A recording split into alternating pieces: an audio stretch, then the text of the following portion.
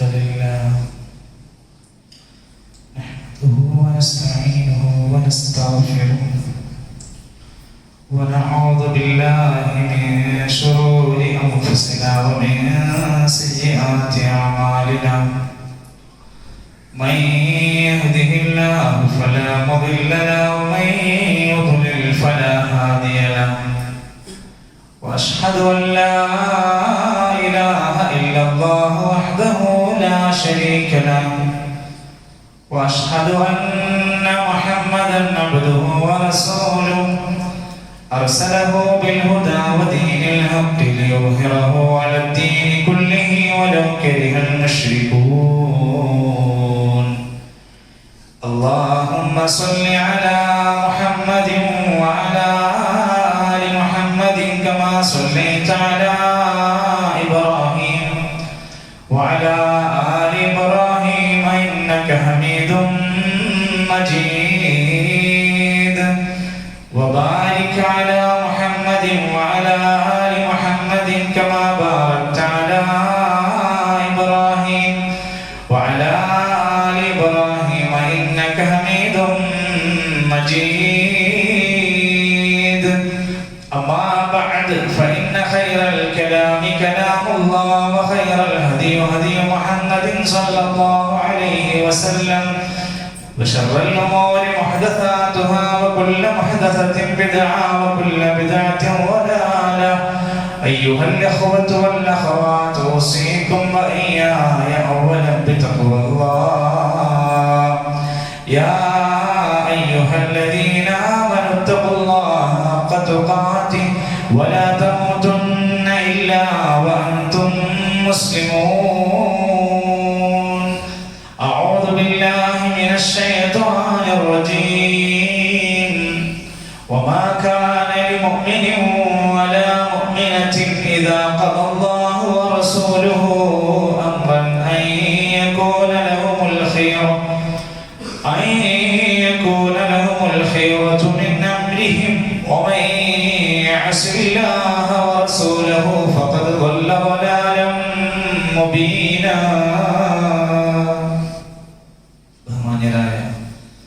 സത്യവിശ്വാസികളെ വിശ്വാസിനികളെ സഹോദരി സഹോദരങ്ങളെ ജീവിതത്തിന്റെ സകല മേഖലകളിലും അല്ലാഹുവിനെ ഭയപ്പെട്ട് അവന്റെ നിരീക്ഷണത്തെ ഭയപ്പെട്ട് പരലോകത്തെ ഓർത്തുകൊണ്ട് നമ്മുടെ ജീവിതത്തിന്റെ ക്രയവിക്രയങ്ങൾ ഇടപാടുകൾ സംസാര പെരുമാറ്റ ജീവിത രീതികൾ ക്രമീകരിക്കണമെന്ന ആമുഖമായി എന്നെ തുറന്ന് നിങ്ങളെ ഓർമ്മപ്പെടുത്തുകയാണ് വസിയത്ത് ചെയ്യുകയാണ്. അല്ലാഹു നമ്മെ എല്ലാം അനുഗ്രഹീതരായ സ്വാലിഹ്യങ്ങളെ ഉൾപ്പെടുത്തി അനുഗ്രഹിക്കുമാറാകട്ടെ.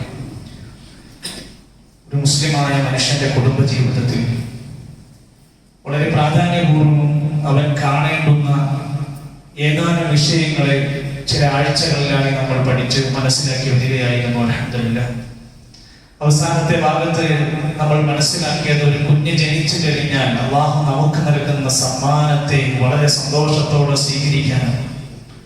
റസൂലുള്ളാഹി സ്വല്ലല്ലാഹു അലൈഹി വസല്ലം പഠിപ്പിച്ച പരമാവധി സുന്നത്തുകളെ ആ ഒരു കുഞ്ഞിന്റെ പേരിൽ നമുക്ക് പാലിക്കുവാനും വേണ്ടുന്ന ഏതാനും കാര്യങ്ങൾ സൂചിപ്പിക്കുക. അതിനെ തുടർന്നുകൊണ്ട് ഉലമാക്കന്മാരെ രേഖപ്പെടുത്തിയ മറ്റു ചില മര്യാദകൾ കൂടെ മനസ്സിലാക്കേണ്ടത് അനിവാര്യമായതുകൊണ്ട് ആ വിഷയം കൂടെ സൂചിപ്പിക്കുകയാണ്. റസൂലുള്ളാഹി സ്വല്ലല്ലാഹു അലൈഹി വസല്ലം പറഞ്ഞൊരു കുഞ്ഞ് ജനിച്ചാൽ 7ാമത്തെ ദിവസം പ്രധാനമാണ്. അവന്റെ പേര് വിളിക്കാനും അഖീഖ അറുക്കുവാനും അവന്റെ മുടി കളയുവാനും ഒക്കെ സൂചിപ്പിച്ച ഒരു ദിവസമാണ് 7ന്റെ അന്നത് പ്രത്യേകമായി പറഞ്ഞിട്ടുണ്ട്. ഞാനത് വിശദീകരിച്ചു. ആ ഹദീസ് വായിച്ചപ്പോൾ അതിൽ ഒരു ഭാഗം പ്രത്യേകം റസൂലുള്ളാഹി സ്വല്ലല്ലാഹു അലൈഹി വസല്ലം പഠിപ്പിച്ചത് വയഹല്ലഖു ബിഹാ, അവ കുട്ടിയുടെ തല മുണ്ടനം ചെയ്യണം. മുടി കളയാൻ പല നിലക്കുമുള്ള മാർഗങ്ങൾ, കത്രികകളുണ്ട്, മെഷീനുണ്ട്, മറ്റു പല സംവിധാനങ്ങളിലും ആ പദത്തിൽ തന്നെ ഒളിച്ചിരിക്കുന്നത് മുണ്ടനം ചെയ്യണം എന്ന ഹദീസാണ്. അതുകൊണ്ട് പൂർണ്ണമായും മുടി മുണ്ടനം ചെയ്യുക എന്നത് റസൂലുള്ളാഹി സ്വല്ലല്ലാഹു അലൈഹി വസല്ലം പഠിപ്പിച്ച സുന്നത്തുകളിൽ പെട്ടതാണ്. ഇമാം ഷെയ്ഖ് നാസറുദ്ദീൻ അൽബാനി റഹ്മത്തുള്ളാഹി അലൈഹി അദ്ദേഹത്തിന്റെ ഈ വിഷയവുമായി ബന്ധപ്പെട്ട കിതാബിൽ സിൽസിലത്തുൽ ഹുദാ വന്നൂർ എന്ന പ്രസിദ്ധ കിതാബിൽ അദ്ദേഹം പറയുന്നത് കാന വലദൻ ഔ ബിൻതൻ, ജനിച്ച പ്രസവിച്ചത് ആൺകുട്ടിയാവട്ടെ പെൺകുട്ടിയാവട്ടെ ആ കുട്ടിയുടെ പിറകുമുടി നീക്കുക എന്ന കാര്യത്തിൽ ഇജ്മാഉള്ള വിഷയമാണ്. നാം അത് ശ്രദ്ധിക്കേണ്ടതുണ്ട്. എന്നാൽ അങ്ങനെ മുടി കളയുമ്പോഴും ചെറിയ കുട്ടിയാണെങ്കിലും ആ വിഷയത്തിൽ നബി പഠിപ്പിക്കുക. നഹാ ഇബ്നു ഉമർ റളിയല്ലാഹു അൻഹു പഠിപ്പിക്കുന്ന ഹദീസിൽ കാണാം, നഹാ അനിൽ ഖസഇ, ഒരു മനുഷ്യന്റെ തല മുടി വെട്ടുന്ന സമയത്ത് എല്ലാ കാലത്തും കുട്ടിയാകുമ്പോഴും മുതിർന്നവരാണെങ്കിലും ഖസഇ ചെയ്യാൻ പാടില്ല. അറബിയിൽ ഖസഇ എന്ന് പറഞ്ഞാൽ തലമുടിയുടെ ഒരു ഭാഗം വടിച്ചു കളയുകയും മറുഭാഗം വളർത്താൻ വിട്ടേച്ചു കളയുകയും ചെയ്യുന്ന രീതിയാണ്. ഇത് ചെറിയ കുട്ടിയാണെങ്കിൽ പറ്റില്ല എന്ന് പറഞ്ഞ പോലെ ഇത് മുതിർന്ന ആളുകൾക്കും പറ്റാത്ത കാര്യമാണ്. ജനിച്ചു വീണ കുഞ്ഞിനെ പറ്റില്ല എന്ന് പറഞ്ഞു. അപ്പോൾ ചെറിയ മക്കൾ മദ്രസയിൽ സ്കൂളിൽ പോകുന്ന മക്കളുടെ മുടിയുടെ സ്റ്റൈൽ എന്താണ്? സ്കൂളിലും കോളേജിലും പഠിക്കുന്ന മക്കളുടെ മുടി ഹെയർ സ്റ്റൈല് മാത്രം ചിന്തിച്ചാൽ ആ കുട്ടിയുടെ കുടുംബവും അവന്റെ പെരുമാറ്റമടക്കം കോറിയിടപ്പെടുന്ന രൂപത്തിൽ വളരെ വികൃതമായ രൂപങ്ങളുമായി നടക്കുന്ന എത്രയോ മക്കളുണ്ട്. വാപ്പമാര് പറഞ്ഞിട്ടും മക്കൾ രക്ഷിതാക്കൾ നിരക്ക് പറഞ്ഞിട്ടും അധ്യാപകർ പറഞ്ഞാൽ ആര് പറഞ്ഞാലും എന്നെ ഉപദേശിക്കാൻ ആരും വരേണ്ടതില്ല എന്ന സ്വരത്തോടെ നടക്കുന്നവരോട് ഇസ്ലാമിന് പറയാനുള്ളത്,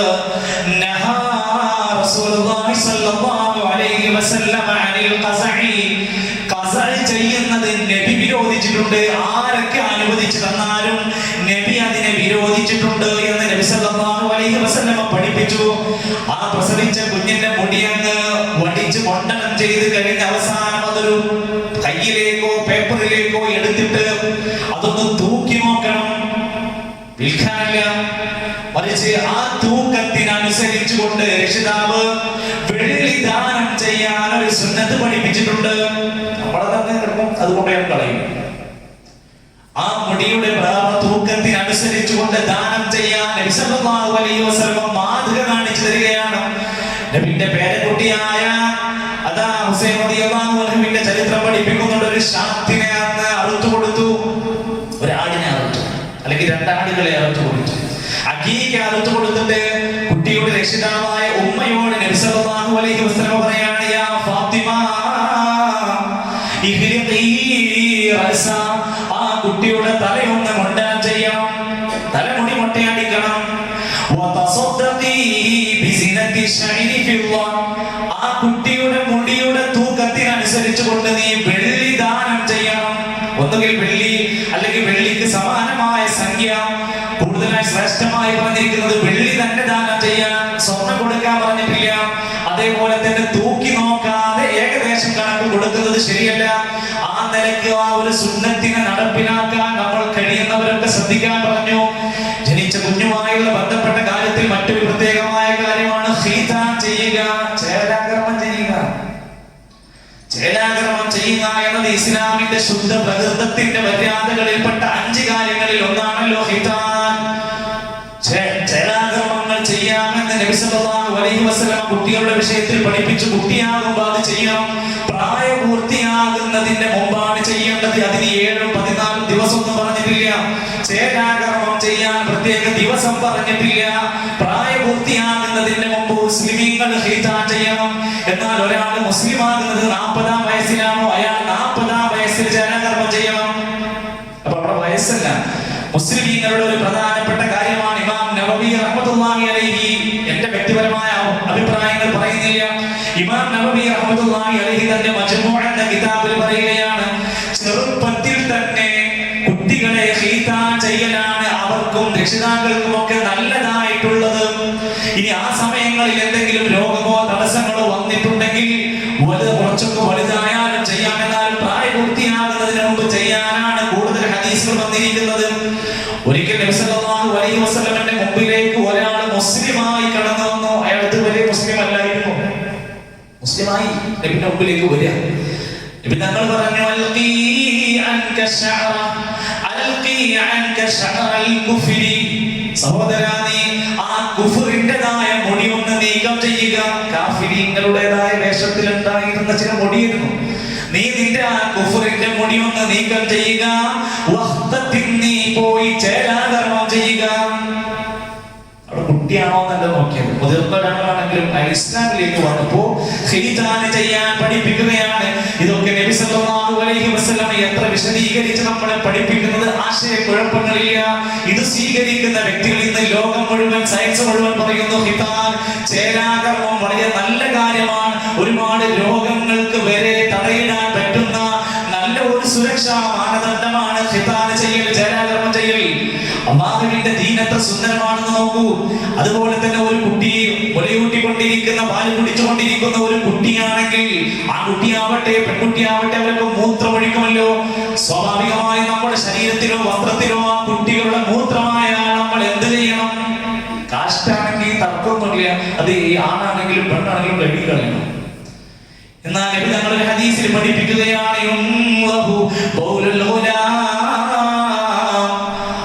കുട്ടിയുടെ മൂത്രമാണ്, പാല് കുടിച്ചുകൊണ്ടിരിക്കുന്ന ചെറുപ്രായത്തിലുള്ള ഒരു കുട്ടിയുടെ ആൺകുട്ടിയാണ് മൂത്രമൊഴിച്ചതെങ്കിൽ ആ മൂത്രമായ ഭാഗത്തേക്ക് വെള്ളം ഒന്ന് കുടഞ്ഞാൽ മതി, വെള്ളം തളിക്കണം. എന്ന പെൺകുട്ടിയാണെങ്കിലോ പെൺകുട്ടിയാണെങ്കിൽ മൂത്രമായ ഭാഗം അവർ കഴുകിക്കളയട്ടെ. അതെന്താ അങ്ങനെ, അതെന്താ ഇങ്ങനെ? അല്ലാഹുവിന്റെ ദീനാണ് നമ്മളെ പഠിപ്പിക്കുന്നത്. അതിന്റെ മാനദണ്ഡങ്ങളൊക്കെ പഠിച്ചാൽ നമുക്ക് മനസ്സിലാകാവുന്ന കാര്യമേ ഉള്ളൂ. അല്ലാഹുവിന്റെ റസൂൽ സല്ലല്ലാഹു അലൈഹി വസല്ലം നമുക്ക് കൃത്യമായി എളുപ്പത്തിൽ ഓരോ വിഷയങ്ങൾ പഠിപ്പിച്ചു തരിക. എന്നാൽ ഒരു കുട്ടി ജനിച്ചു കഴിഞ്ഞാൽ ഓരോ വീടുകളിലും മാമൂലുകളും അനാചാരങ്ങളും പെരുകിക്കൊണ്ടിരിക്കുകയാണ്. പുതിയ കാലഘട്ടത്തിൽ എവിടെയെങ്കിലും ഏതെങ്കിലും ഒരാൾ കാണിച്ചു എന്ന് കണ്ടാൽ, സോഷ്യൽ മീഡിയയിലൂടെ കണ്ടാൽ, ഏതെങ്കിലും ഒരു സ്റ്റാറ്റസിൽ കണ്ടാൽ അത് എന്റെ വീട്ടിലും വേണം, അത് എന്റെ കുട്ടിക്കുമാകണം, അത് അടുത്ത വർഷം മുതൽ ഞങ്ങളും ചെയ്യും എന്ന രൂപത്തിൽ എല്ലാ വേണ്ടാത്തതും അനുകരിച്ചു കൊണ്ടിരിക്കുന്ന ഒരു കാലഘട്ടത്തിലാണ്. എന്നാൽ നബി തങ്ങൾ പഠിപ്പിച്ചു, ചില കുട്ടികളുടെ വിഷയത്തിലൊക്കെ നമ്മൾ ശ്രദ്ധിക്കേണ്ടതാണ്. അനാചാരങ്ങൾ കടന്നു വരുന്ന വഴിയാണ് അരയിൽ നൂല് കെട്ടുക. ചിലപ്പോൾ അത് ഏതെങ്കിലും പോലീസിലാക്കപ്പെട്ട നൂല്, ചിലപ്പോൾ സാധാരണ ഒരു നൂല്, മുസ്ലിമിന്റെ ചര്യകളിൽ പെടാവുന്നതല്ല അത്. ആ നൂല് കെട്ടുന്ന രീതി മറ്റേ ചിലപ്പോ ഏലസ് ഐക്കല്ല് വരെ ചെറിയ കുട്ടികളുടെ മേലൊക്കെ കൊണ്ടുവന്ന് കെട്ടുന്ന എത്ര ആളുകൾ കാണാറുണ്ട്.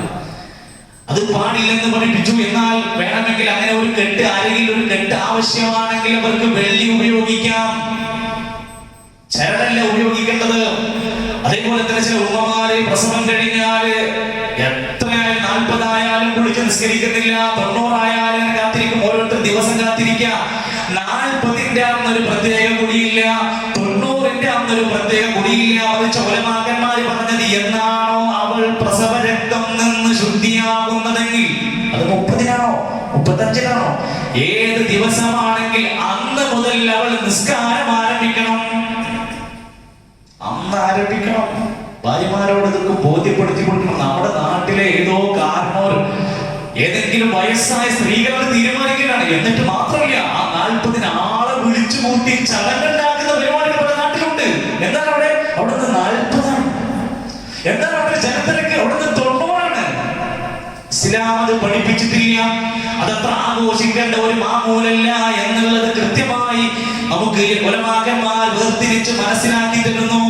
അതോടൊപ്പം തന്നെയാണ് റസൂലുള്ളാഹി സ്വല്ലല്ലാഹു അലൈഹി വസല്ലം പഠിപ്പിച്ചു, ആൺകുട്ടികളെ സ്വർണം കെട്ടിപ്പിക്കുന്ന ആളുകൾ ജാഗ്രത കാണിച്ചോളൂ.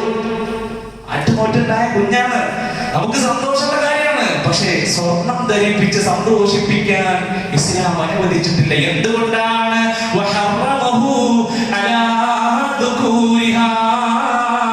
എന്റെ ഉമ്മത്തിലെ ആണുങ്ങൾക്ക് സ്വർണം നിഷിദ്ധമാക്കിയിരിക്കുന്നു.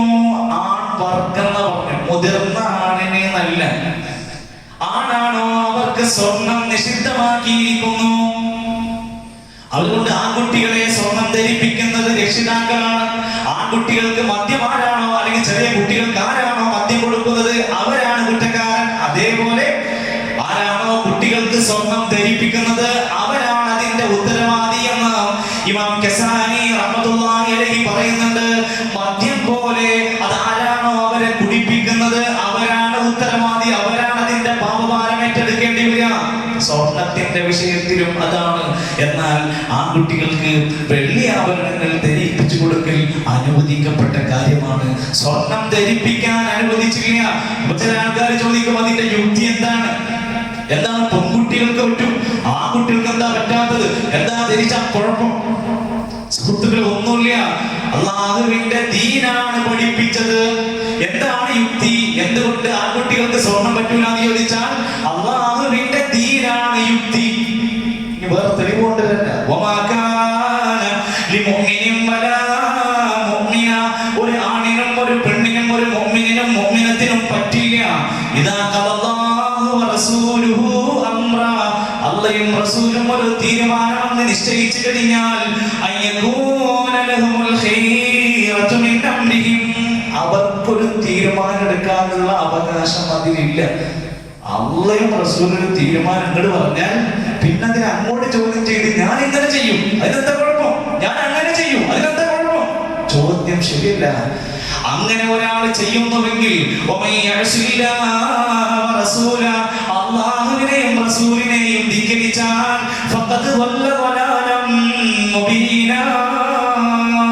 അവൻ വ്യക്തമായ വഴികേടിലാണ്, അവൻ നാശത്തിലാണ്, അവൻ മഹാ അപകടത്തിലാണ്.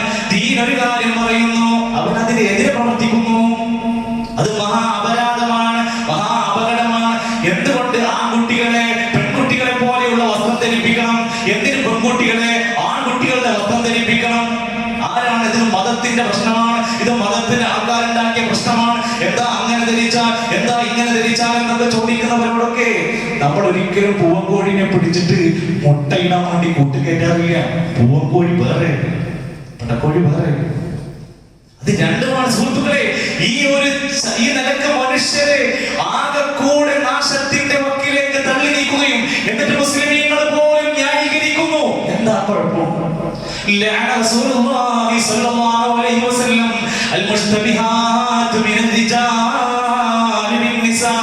സ്ത്രീകളോട് സാദൃശ്യമുള്ള പുരുഷന്മാരെ ശപിച്ചിരിക്കുന്നു. ഒരു പുരുഷൻ ധരിക്കുന്ന വസ്ത്രം, സ്വന്തം ഭർത്താവ് ധരിക്കുന്ന വസ്ത്രം എടുത്ത് ഒരു ഭാര്യക്ക് പുറത്തിറങ്ങി ഇറങ്ങാൻ പറ്റില്ല.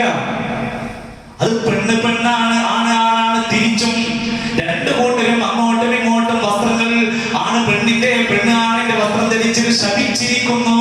ഇസ്ലാമിൽ ഒരു കാര്യം പാടില്ല, വിരോധിച്ചിരിക്കുന്നു, ശപിച്ചിരിക്കുന്നു എന്നൊക്കെ പറഞ്ഞാൽ അത് കുറ്റകരമായ കാര്യമാണ്. അതിനെയും നമ്മൾ എന്ത് ചെയ്യരുത്? നമുക്ക് വേണ്ടി, സ്വാർത്ഥ താല്പര്യങ്ങൾക്ക് വേണ്ടി സമ്മതിച്ചു കൊടുക്കേണ്ട സുഹൃത്തുക്കളെ, തെറ്റ് കാണുമ്പോ അതിനെതിരെ ശ്രദ്ധിക്കാതെ, സംസാരിക്കാതെ, അതിനെതിരെ എതിർപ്പ് കാണിക്കാത്തത് പോലും കുറ്റമാണ്. അല്ലാഹുവിന്റെ റസൂൽ സല്ലല്ലാഹു അലൈഹി വസല്ലമയും ഇസ്ലാമും ഒരു ന്യായം അങ്ങ് പഠിപ്പിച്ചു തന്നാൽ പിന്നെ യുക്തി എന്ത് എന്ന് ചോദിക്കുന്നവരുണ്ട്.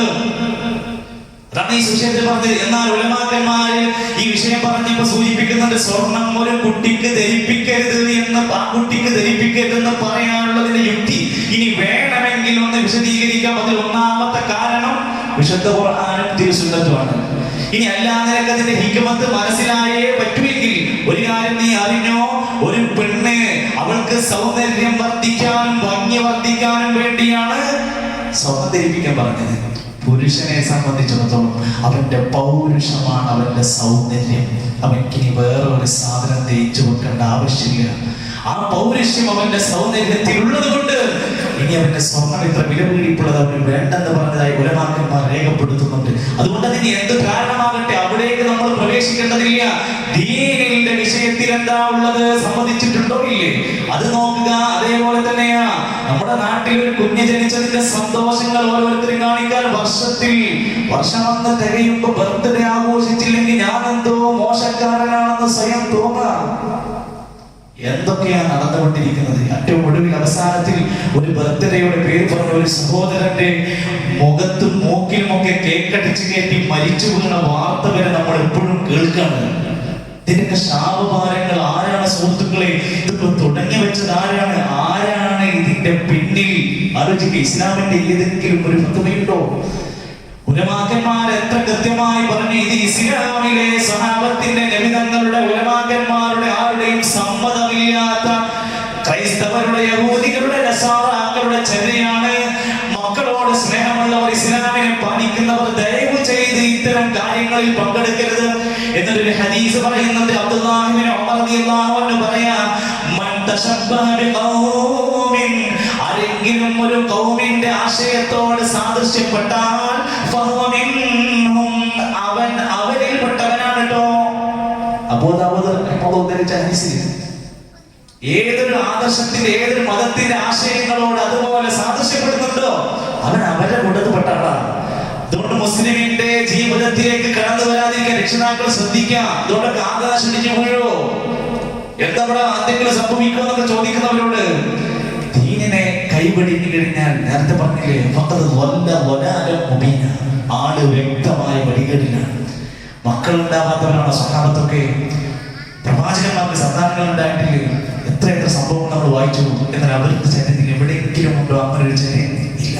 അതുകൊണ്ട് ശ്രദ്ധിക്കുക, അനാചാരങ്ങൾ കടന്നു വരാതെ, നന്ദികേട് കാണിക്കാതെ, ദീനിൽ നല്ല മക്കളായി ഇസ്ലാമിന്റെ മൂല്യങ്ങൾ കൊടുത്തു വളർത്താം. വിശുദ്ധ ഖുർആൻ പഠിപ്പിച്ചല്ലോ, നമുക്കൊരു കുട്ടിയെ വേണമെന്ന് നമ്മൾ ആഗ്രഹിച്ചപ്പോൾ റബ്ബ് തന്നുവെങ്കിൽ ആ കുട്ടിയെ കുറിച്ചുള്ള പ്രാർത്ഥനയിൽ എന്താ പറഞ്ഞിരിക്കുന്നത്?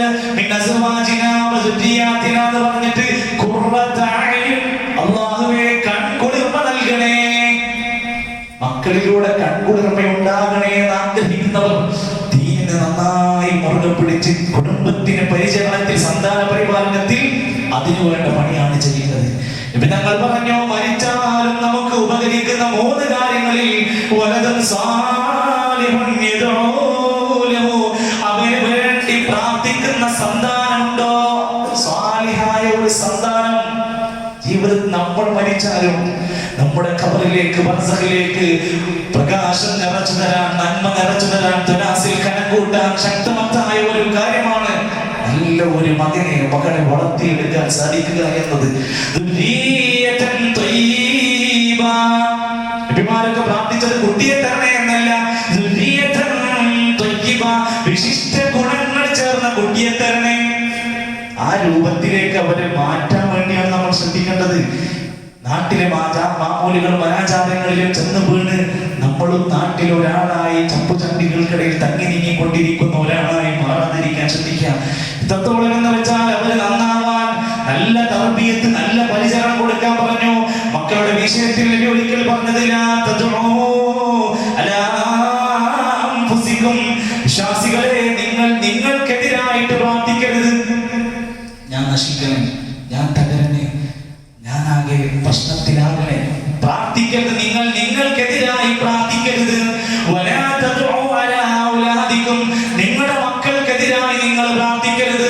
രക്ഷിതാക്കളൊക്കെ ശ്രദ്ധിക്കാം. ഏതെങ്കിലും ഒരു ഘട്ടത്തിൽ പ്രതിസന്ധിയിലേക്ക് വാക്ക് നമ്മൾ പറയാം, ഇതൊന്നും ഞാൻ നന്നാവൂല, നിന്നെ കൊണ്ടൊന്നും എനിക്ക് വേറെണ്ടാവില്ല, നിന്നെ ഞാൻ പറഞ്ഞിട്ട് കാര്യം. ഇങ്ങനെ ഒരുപാട് വാക്കുകൾ പ്രാർത്ഥനയുടെ വേറെ രൂപത്തിൽ കടന്നു വരുന്ന ശാപത്തിന്റെ സ്വരം പറഞ്ഞു പോയോ? മക്കൾക്ക് പല ദൂഷ്യങ്ങളുണ്ടാകും, അവർക്കെതിരെ നിങ്ങൾ പ്രാർത്ഥിക്കരുത്. നിങ്ങളുടെ സമ്പത്തിനെതിരെ നിങ്ങൾ പ്രാർത്ഥിക്കരുത്. എന്താ കാരണം?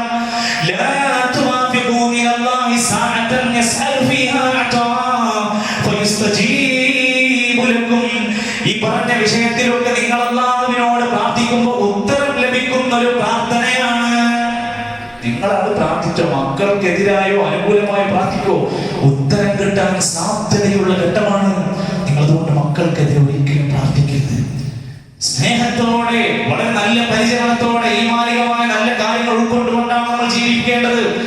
ഹുസൈൻ റളിയല്ലാഹു അൻഹുവിന്റെ പേരക്കുട്ടിയാണ്. വഴിയിലൂടെ നടന്നിങ്ങനെ നീങ്ങുമ്പോ, ഒരു യാത്രയിൽ വഴിയിലൂടെ നീങ്ങുമ്പോ നബിയുടെ മുമ്പിലേക്ക് ഹുസൈൻ റളിയല്ലാഹു അൻഹുവിനെ കാണാൻ കളിക്കാൻ നബി അടുത്തേക്ക് വിളിച്ചു, ഹുസൈൻ താൻ വരൂ. മോനെ വന്നില്ല. നബിനെ ഒന്ന് കളിപ്പിക്കാന്നല്ലോ, വല്യപ്പയാണല്ലോ. കുറച്ചു നേരം ഇങ്ങനെ ഓടിപ്പിച്ച്, കുറേ സമയം ഓടിപ്പിച്ച് അവസാനം നബി പോയി പിടിച്ചു. നമ്മളാണെങ്കിൽ എന്താണോ കയ്യിൽ കിട്ടിയതെങ്കിൽ അപ്പം 2 പൊട്ടിച്ചിട്ട് ബാക്കി സംസാരത്തോടെ എന്നെ കളിപ്പിക്കാൻ നീ എന്താ വിചാരിച്ചു എന്നൊക്കെ പറഞ്ഞ് കൊടുക്കുമായിരുന്നു. ആ കുട്ടിയാണ് ചേർത്ത് പിടിച്ചിട്ട് പറഞ്ഞു, അല്ലാഹുവേ, ഈ മോനെ നീ ഇഷ്ടപ്പെടണേ, അല്ലാഹുവേ ഇവനെ ഇഷ്ടപ്പെടണേ നീ. പിന്നാലെ നടന്ന് ഓടിപ്പിച്ച കുട്ടിക്ക് വേണ്ടിയാണ് പ്രാർത്ഥിക്കുന്നത്.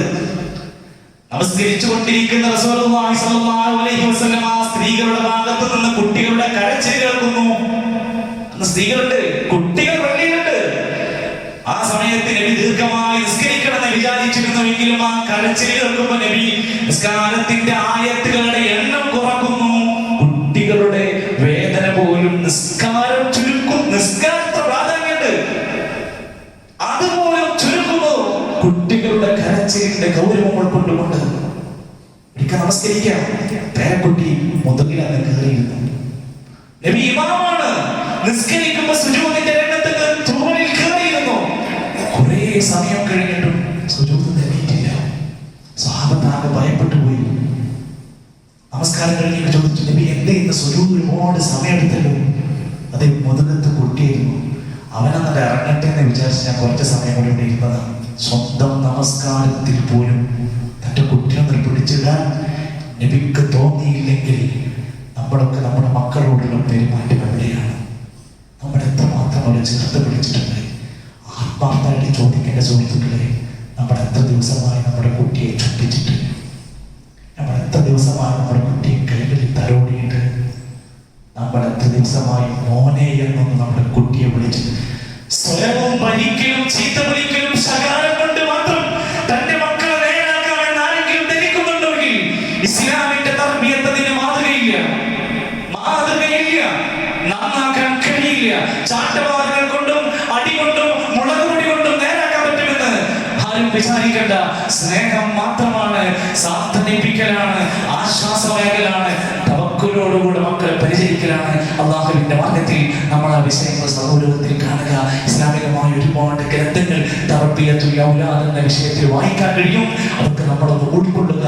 അള്ളാഹു നമ്മയും നമ്മുടെ കുടുംബത്തെയും സ്വർഗത്തിന്റെ വിശാലമായ ലോകത്ത് ഒരുമിച്ച് കൂട്ടി അനുഗ്രഹിക്കുമാറാകട്ടെ.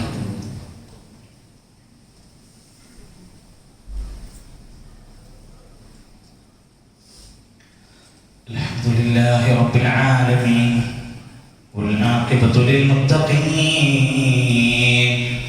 ولا عدوان إلا على الظالمين والصلاة والسلام على رسوله الأمين وعلى آله وصحبه أجمعين أما بعد فاتقوا الله عباد الله أوصيكم وإياي ثانيا بتقوى الله. അള്ളാഹുവിനെ സൂക്ഷിച്ച് ഇസ്ലാമിക മര്യാദകൾ ഉൾക്കൊണ്ടുകൊണ്ട് ജീവിക്കാൻ നാം ഓരോരുത്തരും ശ്രമിക്കണമെന്ന് എന്നെ മറക്കാതെ നിങ്ങളെ ഓർമ്മപ്പെടുത്തുകയാണ്. അള്ളാഹു നമ്മെ എല്ലാം അനുഗ്രഹിക്കുമാറാകട്ടെ. പ്രസിദ്ധനായ സ്വഹാബി ത്വൽഹത്ത് ബിൻ ഉബൈദില്ലാഹ് റളിയല്ലാഹു അൻഹു പല ഘട്ടങ്ങളിലും ഇസ്ലാമിനെ അക്കമഴിഞ്ഞ് സഹായിച്ചപ്പോൾ അദ്ദേഹത്തിന്റെ അടുത്ത് സമ്പത്തുണ്ടായിരുന്നു. ആ സമ്പത്ത് അദ്ദേഹം ഉണ്ടാക്കിയത് കച്ചവടത്തിലൂടെയാണ്. തന്റെ കച്ചവടം കൊണ്ട് ഇസ്ലാമിനെ പാവപ്പെട്ടവർക്ക്, സാധുക്കൾക്ക് അകമഴിഞ്ഞ് കൊടുത്തത് കൊണ്ട് 3 പേരാണ് വിളിച്ചത്. നബി സല്ലല്ലാഹു അലൈഹി വസല്ലം ഒരിക്കൽ വിളിച്ചത് ത്വൽഹത്തുൽ ഫയ്യാം, സമ്പത്തൊഴുക്കുന്ന ത്വൽഹത്ത്. ഒരിക്കൽ വിളിച്ചത് ത്വൽഹത്തുൽ ഖൈർ, ഗുണവത്ത ത്വൽഹത്ത്. ഒരിക്കൽ വിളിച്ചത് ത്വൽഹത്തുൽ ജൂദ്, ഔദാര്യം ചെയ്യുന്ന ത്വൽഹത്ത്. സുഹൃത്തുക്കളെ, നമ്മളൊക്കെ കച്ചവടം കൊണ്ട് എന്ത് നേടി എന്ന് ചോദിച്ചാൽ കുറെ ആളുകളുടെ ചീത്ത പേര്, നാട്ടിലെ കുറെ ആളുകളുടെ മോശപ്പെട്ട അഭിപ്രായങ്ങൾ. കച്ചവടം കൊണ്ട് നന്മ നേടിയെടുത്ത ത്വൽഹത്തിന്റെ ചരിത്രമൊക്കെ വായിക്കുമ്പോൾ ഇസ്ലാം ആ രംഗത്ത് പാണിക്കാൻ പറഞ്ഞ പഠിപ്പിച്ചു തന്ന മര്യാദകൾ എത്രമാത്രം നമ്മൾ ഉൾക്കൊള്ളണമെന്ന് ആലോചിക്കുക. നബി സല്ലല്ലാഹു അലൈഹി വസല്ലം പറഞ്ഞു, താജിറുസ് സദൂഖുൽ അമീൻ, സത്യസന്ധന്മാരായ വിശ്വസ്തരായ കച്ചവടക്കാർ. നല്ല പണിയാണ്. സത്യസന്ധനായ വിശ്വസ്തനായ കച്ചവടക്കാരൻ നബിമാരുടെ കൂടെയാണ്. ഭയങ്കര സ്ഥാനത്ത് സുദ്ദീഖുമാരുടെ, ശുഹദാക്കന്മാരുടെ സ്ഥാനത്തെത്താൻ സാധിക്കും. അത്ര വലിയ നന്മയാണ് ആ ഒരു രംഗം നമ്മൾ സൂക്ഷിക്കുകയാണെങ്കിൽ. പറയാ, ഒരാൾ നബിയുടെ അടുത്തേക്ക് വന്നിട്ട് ചോദിച്ചു, നബിയെ, ഏറ്റവും നല്ല സമ്പാദ്യം ഏതാണ് നബിയെ? നല്ല സമ്പത്ത് ഏതാണ്? നബിയുടെ മറുപടി, ഒരു മനുഷ്യൻ തന്റെ കൈയോട് അധ്വാനിച്ചുണ്ടാക്കുന്ന സമ്പത്താണ് നല്ല സമ്പത്ത്. പണിയെടുത്ത് ജീവിക്കാൻ, അതാണ് നല്ല സമ്പത്ത്. പിന്നെയോ രണ്ടാമത്തത്, പുണ്യമാക്കപ്പെട്ട, നന്മയാക്കപ്പെട്ട, പറഞ്ഞ കച്ചവടത്തിലൂടെ ലഭിക്കുന്ന സമ്പത്ത്. ഇസ്ലാം അനുവദിച്ച മാർഗത്തിലുള്ള കച്ചവടം ചെയ്ത് അധ്വാനിച്ചുണ്ടാക്കിയ സമ്പത്ത് നല്ലതാണ്. അള്ളാഹു നമുക്ക് റിസ്ക് തരണം, അതിന് ജോലി ചെയ്യണം. കച്ചവടം വേണ്ടവർ കച്ചവടം ചെയ്യേണ്ടി വരും. അതൊന്നും ആവശ്യമില്ല. അതൊക്കെ നമ്മൾ വീട്ടിലിരുന്ന പണം പടച്ചോൻ വിചാരിച്ച റിസ്ക് കിട്ടും, ഇല്ലെങ്കിൽ ഒന്നും കിട്ടില്ല എന്ന് പറഞ്ഞ് വീട്ടിലിരിക്കാൻ പറ്റുമോ? ഇല്ല.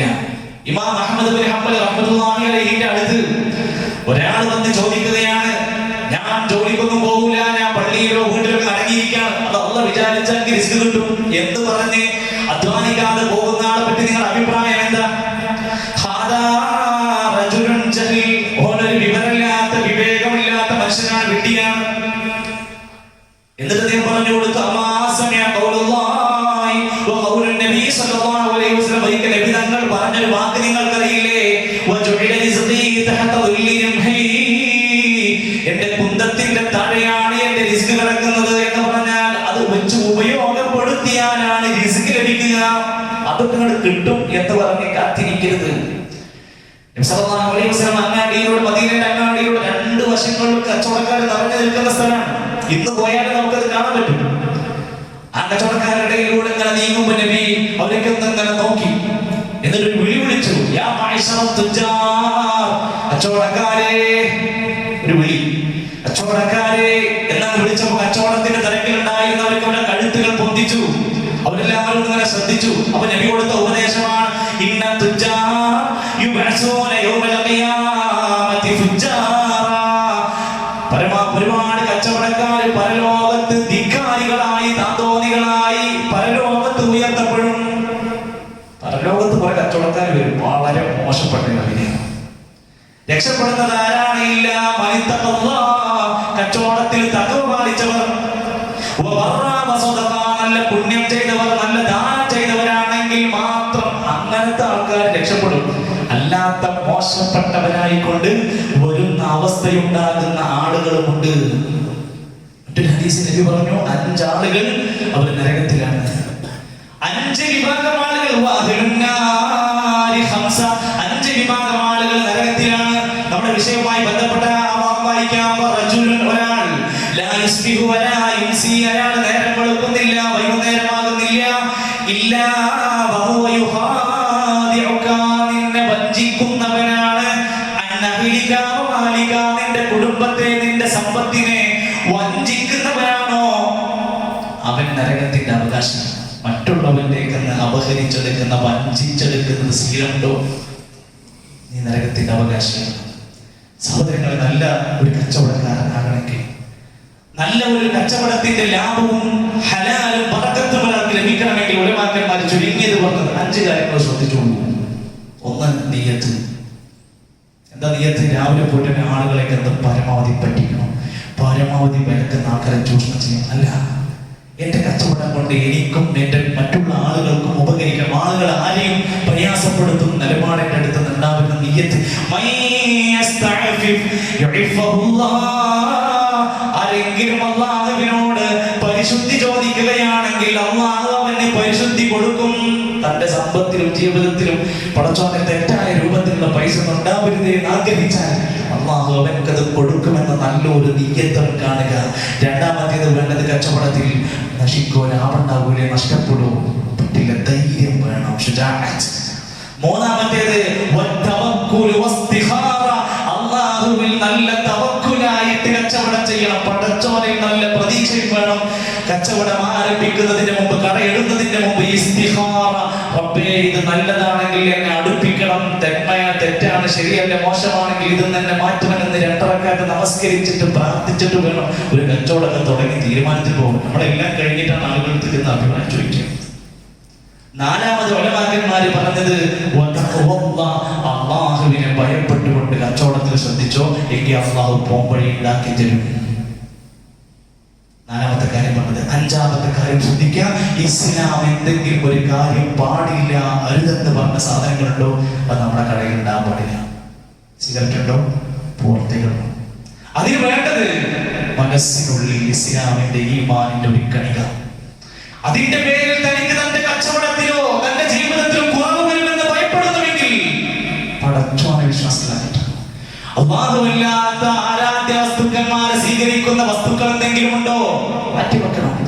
ഇസ്ലാമിനെ യോജിക്കാത്ത ആഘോഷങ്ങളോ ആചാരങ്ങളുടെയോ വസ്തുക്കളോ പ്രൊഡക്റ്റുകളോ നമ്മൾ വിറ്റുകൊണ്ടിരിക്കുന്നുണ്ടോ ഒഴിവാക്കാൻ കഴിയണം.